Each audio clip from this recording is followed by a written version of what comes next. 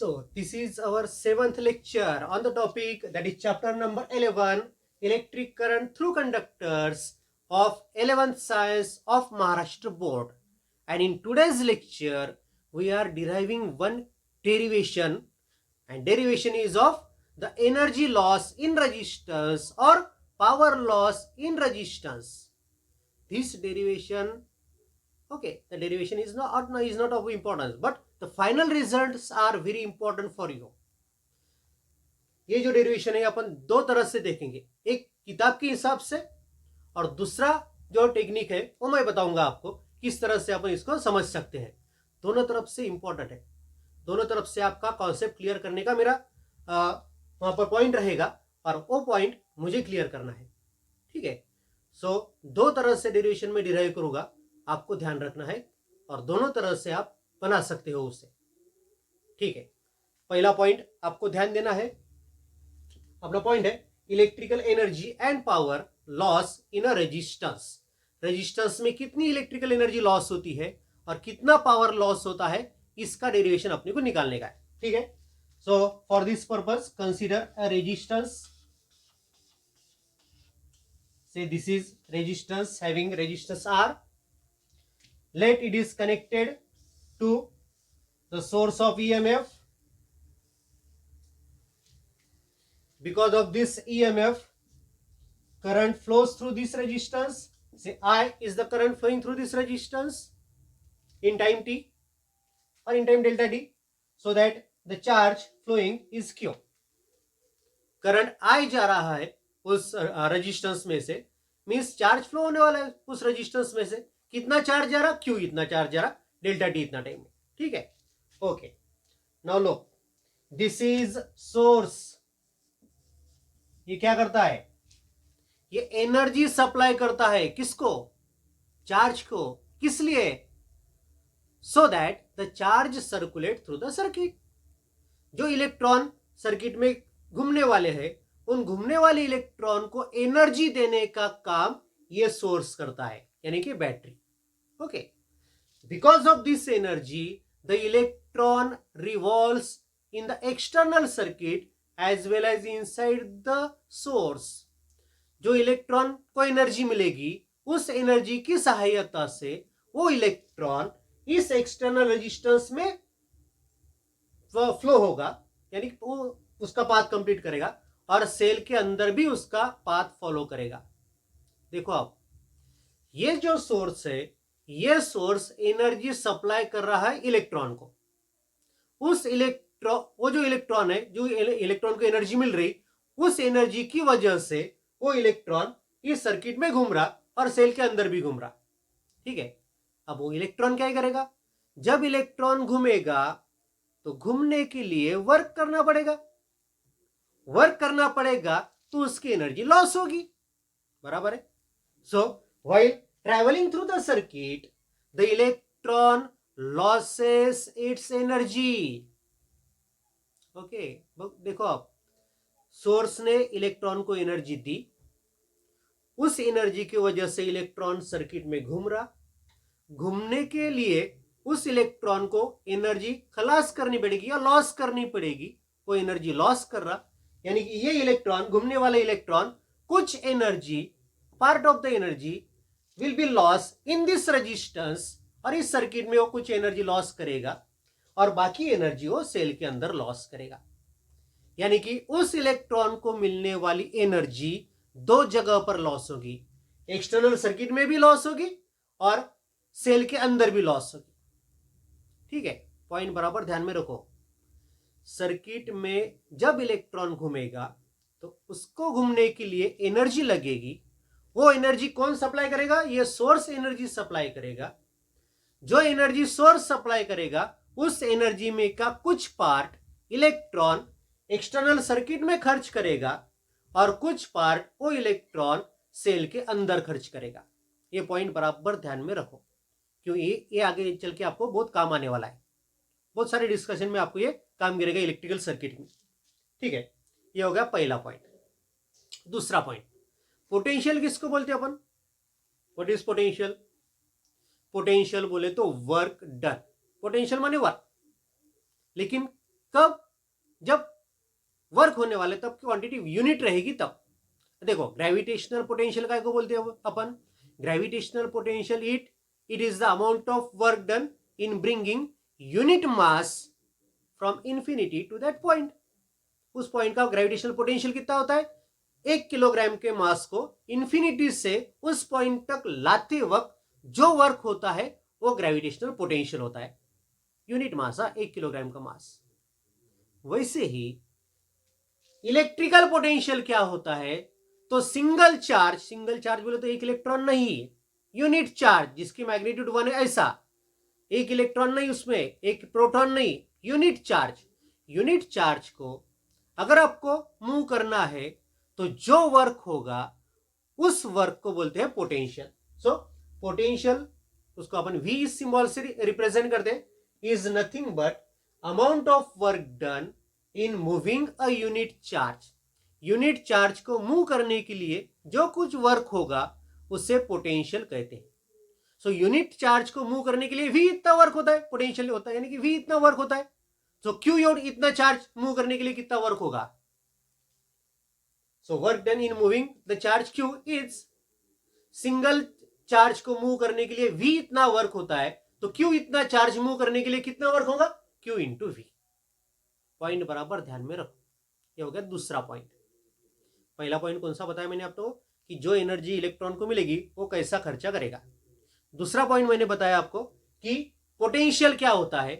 Potential होता है single charge को मूव करने के लिए जो वर्क होता है उसे पोटेंशियल कहते हैं। और Q इतना चार्ज अगर अपने को मूव करना है तो कितना वर्क होगा? तो Q इंटू V इतना वर्क होगा।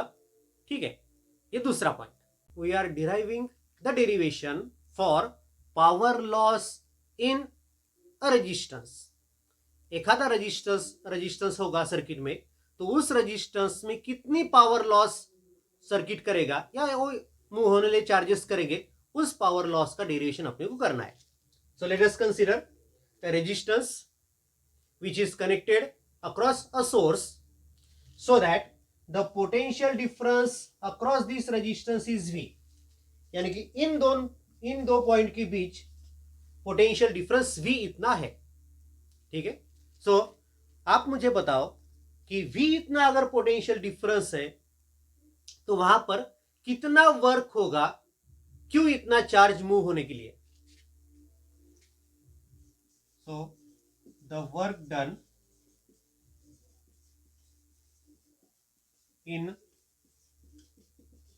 moving the charge Q through the resistance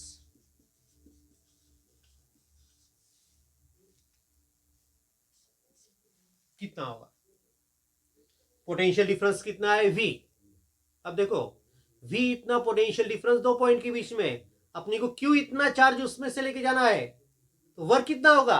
तो वर्क होगा वहां पर Q इंटू V। ठीक है, देखो आप चार्ज यहां पर से यहां पर ले जाते वक्त होने वाला वर्क होगा Q इंटू V। अब जो वर्क होगा, अब चार्ज को एनर्जी मिली है, बराबर है, कहां से? सोर्स से। उस एनर्जी में की एनर्जी चार्ज क्या करेगा? लॉस करेगा, क्योंकि मूव होते वक्त चार्ज को एनर्जी लॉस करनी पड़ेगी। So what we can say? We can say that the energy loss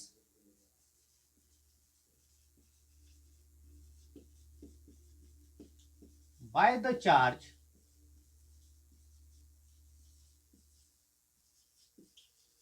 charge Q while passing through the resistance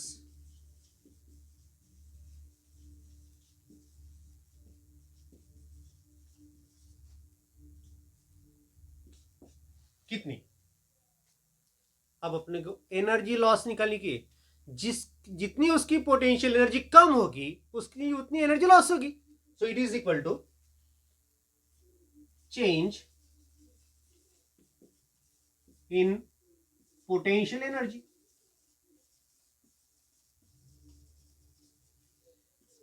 और change in potential energy of the charge Q। Change in potential energy कितनी होती है? वो होती है Q into V। जितना work होगा उतनी चेंज इन पोटेंशियल एनर्जी होगी। जितना वर्क उस चार्ज पर होगा या चार्ज जितना वर्क करेगा उतनी उसकी पोटेंशियल एनर्जी कम होगी। सो change in potential energy is Q into V। अब Q माने charge, so current into time. समझो इस रेजिस्टेंस में से Q इतना चार्ज फ्लो हो गया in time delta T. So current कितना बनेगा? करंट बनेगा I is equal to charge upon time. So charge बनेगा I into delta T. So इस चार्ज को मैं लिखता हूं I into delta T into V, and this is nothing but the energy loss by the charge Q while traveling through this resistance। इतनी energy वो charge loss करेगा in that resistance while traveling through that resistance। बात बराबर ध्यान में। देखो अब क्या है, जब चार्ज Q इस रेजिस्टेंस में से जाएगा तो वहां पर वर्क होगा। वर्क कितना होगा? Q इंटू V इतना होगा, बराबर है। जो वर्क होगा उस वजह से वो चार्ज एनर्जी लॉस करेगा। कितनी एनर्जी लॉस करेगा? तो एनर्जी लॉस करेगा जितनी उसकी पोटेंशियल एनर्जी कम होगी उतनी। So change in is equal to change in potential energy. Potential energy कितनी चेंज होगी? जितना वर्क करेगा उतनी पोटेंशियल एनर्जी चेंज होगी। So Q into V। इस चार्ज को मैंने करंट के फॉर्म में लिखा। So I into delta T into V। This is the energy loss in the resistance by that charge Q. Okay, now look. Energy ये time में इधर shift करता हूं upon delta t is equal I into V, बराबर है। देखो ये क्या? Energy loss by that charge. ये डेल्टा टी क्या है? टाइम इंटरवल है कि जितने टाइम इंटरवल में वो चार्ज मूव हो रहा है उस रेजिस्टेंस में, वो टाइम इंटरवल मैंने इधर लिया डिनोमिनेटर में। So energy loss per unit time क्या बताता है ये? Energy loss per unit time means power. So power is equal to current into potential difference. ये बन गया अपने पास पावर का फॉर्मूला। ओके, पावर का फॉर्मूला बन गया करंट इनटू पोटेंशियल डिफरेंस। यानी कि इस रेजिस्टेंस में कितनी पावर, एनर्जी लॉस बोले तो पावर लॉस में वर्ड यूज करता हूं, कितनी पावर लॉस होगी तो वो पावर लॉस होगी I इंटू V इतनी। ठीक है, इसी फॉर्मूला को मैं अलग अलग तरह से लिखता हूं। The formula for power loss is current into potential difference. Okay, now V is equal to I into R. So this formula becomes I, V की जगह पर मैं I into R लिख रहा हूं, so it becomes I square R.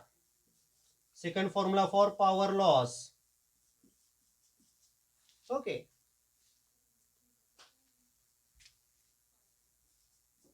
I is equal to V by R, बराबर है। इस I के जगह पर मैं V by R लिखता हूं, so it becomes V square by R square into R, so it becomes V square by R. So power loss का तीसरा फॉर्मूला अपने को मिल गया V square by R. So this is one formula, this is formula number 2, and this is formula number 3. So remember the only one formula, and from that formula you can derive the two. Power loss by the charge or by the current in the resistance is, formula is I into V or I square R और V square by R। तीन फॉर्मूले आपको ध्यान रखना है। अगर power loss के ये फॉर्मूले हैं तो एनर्जी के फॉर्मूले क्या बनेंगे? Energy is equal to power into time, बराबर है क्या? Power is equal to energy upon time होता है ना, so energy is equal to power into time. So energy loss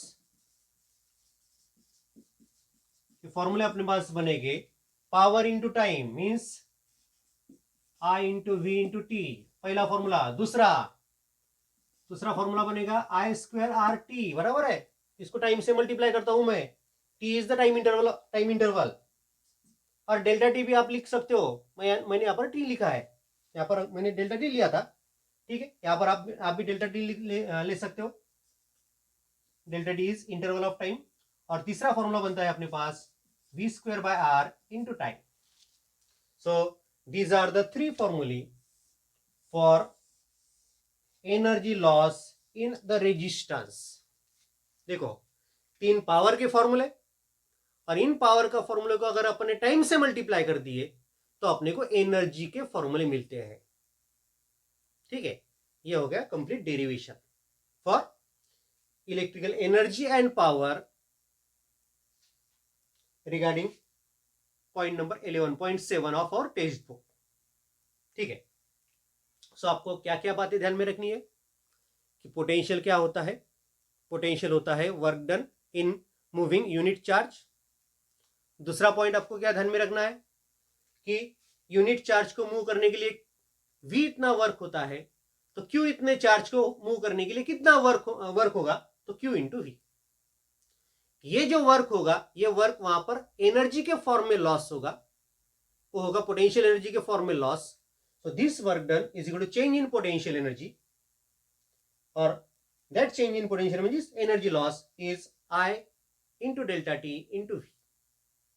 इस एनर्जी लॉस पर से आपको पावर निकालते आती, पावर निकालने के लिए टाइम इधर शिफ्ट कर दिए.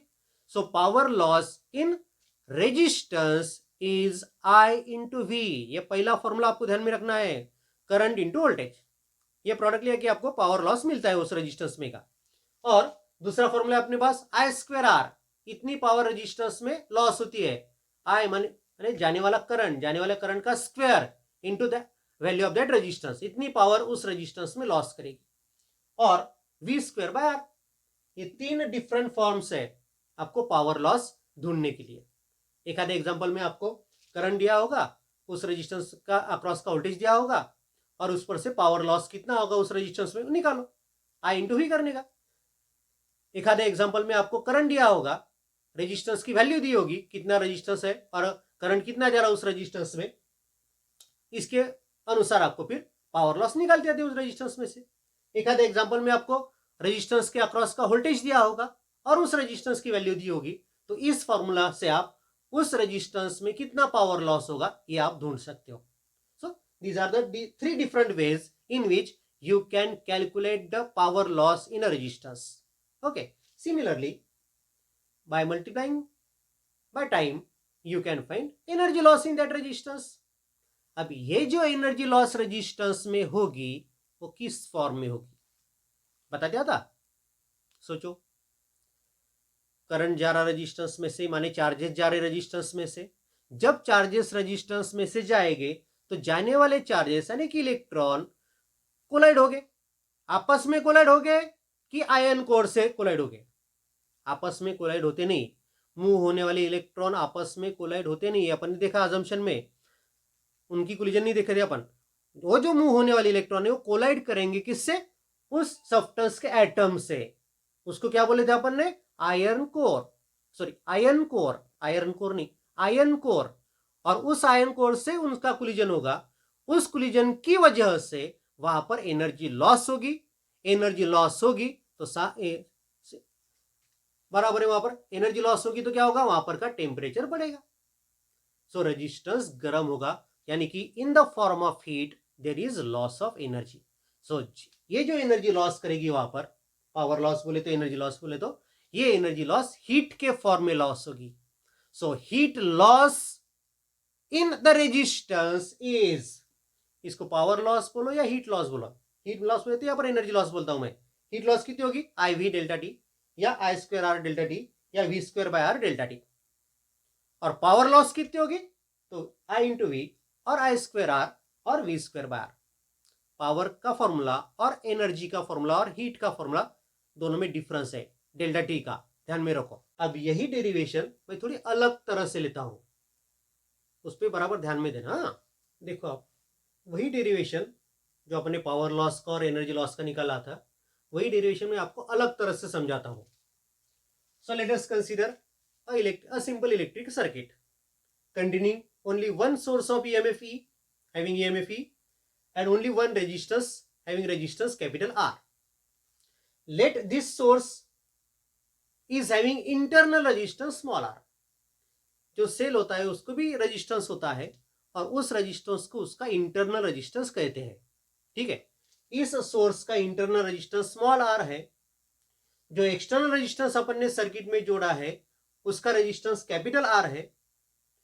अब सर्किट कंप्लीट है इसलिए सर्किट में करंट पास होगा, ये करंट पास हो रहा समझो कैपिटल आई इतना, ठीक है।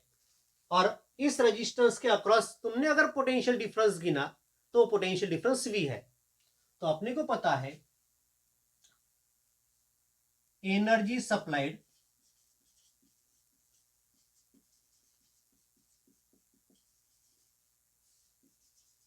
Bye source